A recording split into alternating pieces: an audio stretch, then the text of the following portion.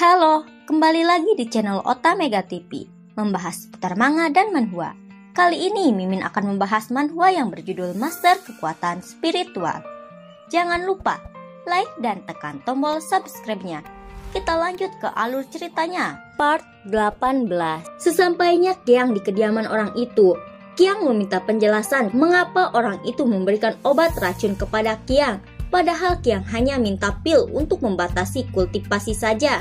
Kyang sangat marah. Pria itu memberikan pil racun ganas kepadanya sehingga membuat adik Su hampir kehilangan nyawanya. Kyang pun menghajar orang itu karena pria itu terus membohonginya. Dan untungnya adik Su bisa diselamatkan oleh Kang Qin. Kyang juga mengatakan pria itu dengan sengaja melakukan itu untuk memancing Kang Qin berburu hewan spiritual itu agar Kang Qin mati dan tidak kembali lagi. Pria itu sangat kesal mendengar Kang Qin masih hidup.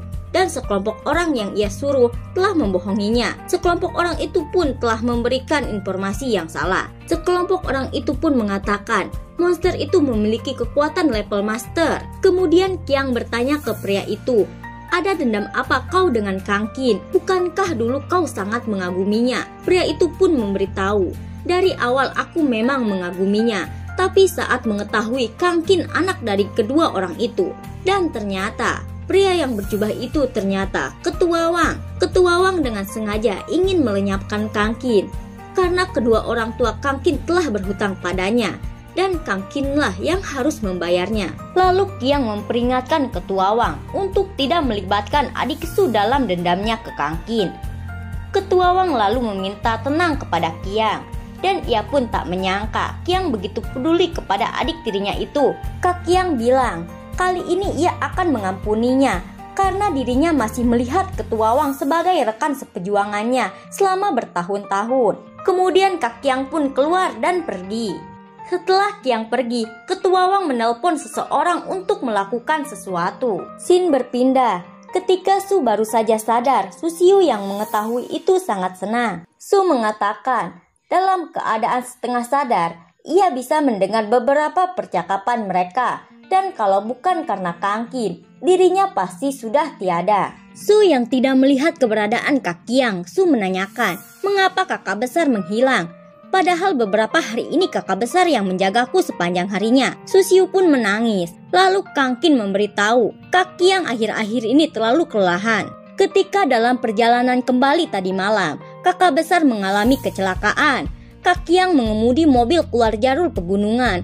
Lalu Kak Kyang jatuh ke jurang perbukitan. Mobilnya pun hancur dan Kak Kyang meninggal. Su sangat terkejut dan sangat sedih mendengar kakaknya sudah meninggal. Saat upacara pemakaman, para prajurit menghadiri pemakaman mendiang. Ketika mengheningkan cipta, kerabat mendiang sangat sedih. Bahkan Su Xiu pun menangis. Su juga teringat memori masa lalunya. Ketika masih kecil, Su dan kakak besar selalu bermain bersama. Su juga sangat ingat ucapan kakaknya.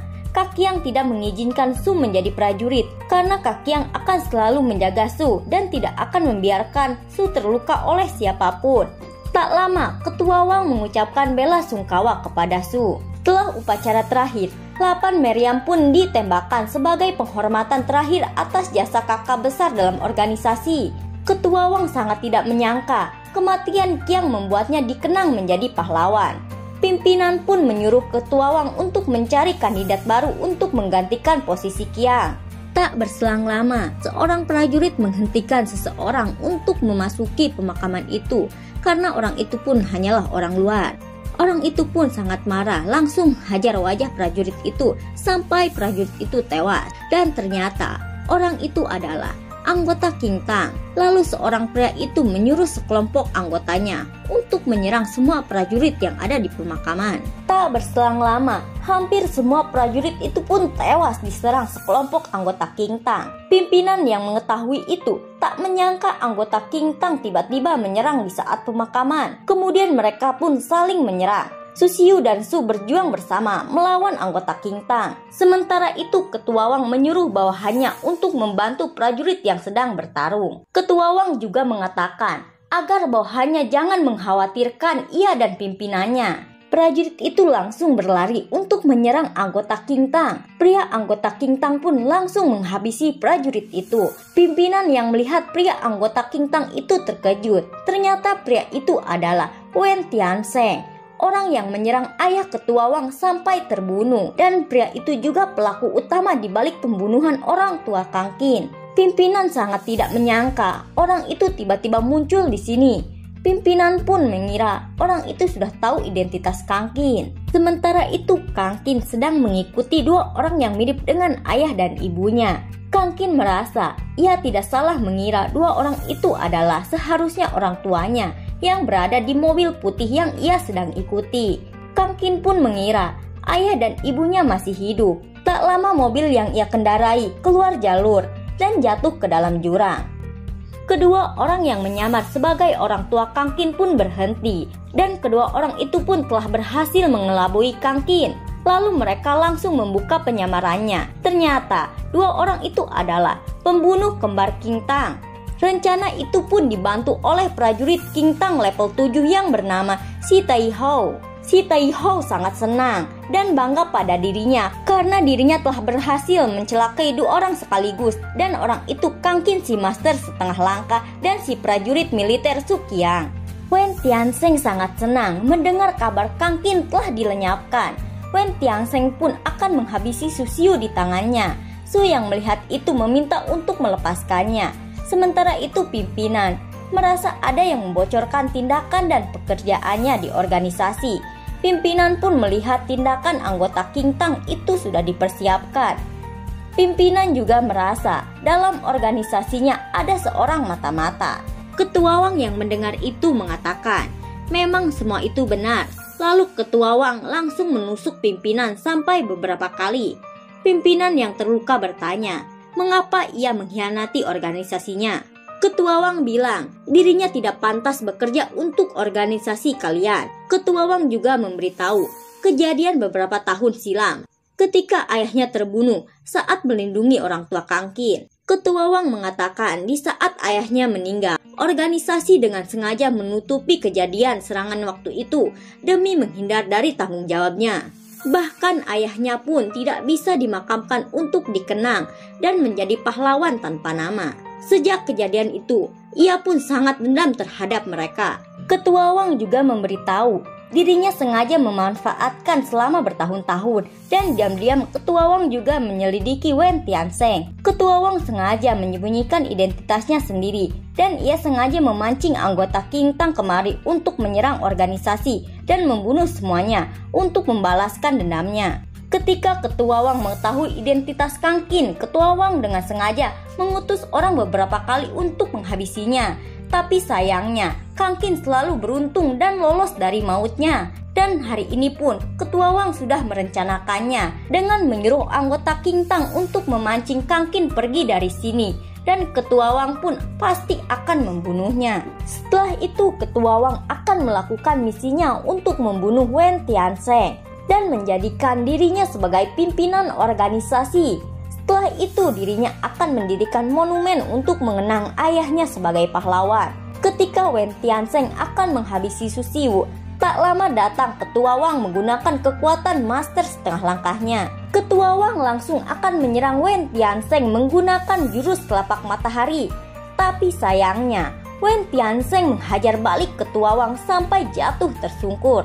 Di saat Ketua Wang akan mengambil pil itu lagi, Wen Tianzeng langsung menginjak tangannya. Setelah itu Wen Tianzeng juga langsung menginjak-injak kepala Ketua Wang, sembari mengatakan, meskipun Ketua Wang menyembunyikan identitasnya, namun anggota King Tang sudah mengetahui dari dulu bahwa yang berkhianat di organisasi militer adalah Ketua Wang sendiri. Kemudian Wen Tianzeng tertawa kencang sangat senang. Tak lama datang Kang Qin akan menyelamatkan mereka. Su dan Su Xiu sangat senang Kang Qin datang untuk menyelamatkannya. Wen Tianzeng terkejut Kang Qin masih hidup. Kang Qin pun langsung menyerang Tianzeng menggunakan kekuatan pedang Janlu sampai Tianzeng tubuhnya terluka.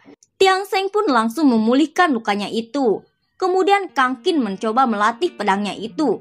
Tianzeng yang melihat itu langsung menyerang Kang Qin dari belakang. Kang Qin pun langsung bertindak dengan menyerang balik Tian Sheng menggunakan kekuatan pedang Janlu sampai punggung Tian Sheng terluka. Su Xiu dan Su menertawai punggung Tian Sheng yang mirip seperti kaligrafi Persia modern. Tian Sheng sangat marah karena Kang Qin telah memblokir titik Pengmen, titik Yiju, dan aku poin penting lainnya. Tian Sheng pun akan memakan pil untuk menerobos aku poinnya. Kang Qin terkejut melihat kekuatan Tian Sheng sedang meningkat pesat. Kang Qin juga merasa akan sulit untuk melawannya. Kemudian kekuatan Tian Sheng menjadi luar biasa. Kang Qin yang melihat itu merasa kekuatan Tian Sheng melebihi master setengah langkah. Tian Sheng langsung menyerang Kang Qin menggunakan jurus tinju ledakan guntur sampai Kang Qin kalah. Anggota King Tang sangat senang, bosnya telah mengalahkan Kang Qin. Kang Qin yang terluka sedang memikirkan cara untuk menghabisi Tian Sheng dengan cepat. Tian Sheng menghampiri Kang Qin dan mengatakan, 10 tahun lalu ayahmu seperti anjing sekarat yang sedang memohon kepadaku. Sama seperti sekarang. Kang Qin yang melihat itu menatap tajam sembari mengeluarkan air mata. Tian Sheng sangat senang, tertawa kencang menertawai Kang Qin yang sudah kalah tapi masih ingin membalaskan dendam orang tuanya. Kemudian Kang Qin mengambil pil dan langsung memakannya. Efek pil itu pun sudah dimurnikan dari binatang ular kepala 3 yang sangatlah kuat. Lalu kekuatan Kang Qin menjadi semakin kuat dan luar biasa. Tian Sheng pun langsung menyerang Kang Qin dan tidak akan membiarkan Kang Qin untuk pulih sepenuhnya. Kang Qin langsung menahan serangan Tian Sheng. Tian Sheng pun tak menyangka kultivasi Kang Qin menjadi meningkat. Kang Qin pun langsung menyerang balik Tian Sheng sampai Tian Sheng tewas. Semua orang sangat senang dan memberikan sorakan ke Kang Qin karena Kang Qin telah menang. Setelah itu Ketua Wang menyuruh bawahannya untuk menangkap seluruh anggota King Tang. Kang Qin langsung jatuh ketika selesai mengalahkan Tian Sheng. Kang Qin merasa efek pil penyembuh spiritual dalam tubuhnya sangat kuat, sehingga membebani tubuh Kang Qin sampai tubuh Kang Qin hampir tidak bergerak. Tak lama Tian Sheng pun bangun dan mengatakan, kalian semua akan ikut mati bersamaku, sembari Tian Sheng tertawa. Kang Qin terkejut dan mengira ketika melihat Tian Sheng terluka parah dan tidak bisa menahan esensi Qi yang berada dalam tubuhnya yang sama seperti bubuk Tong Misiu yang akan segera meledak. Lalu Kang Qin langsung menyuruh semuanya untuk minggir. Tak lama Ketua Wang langsung menangkap dan mendorong Tian Sheng sampai mereka berdua tewas terkena ledakan. Pimpinan pun yang terluka mendekat sembari dibantu 2 bawahannya. Pimpinan pun sangat menyayangkan Ketua Wang tewas. Sampai di sini dulu alur ceritanya dan tunggu kelanjutannya. Sampai jumpa.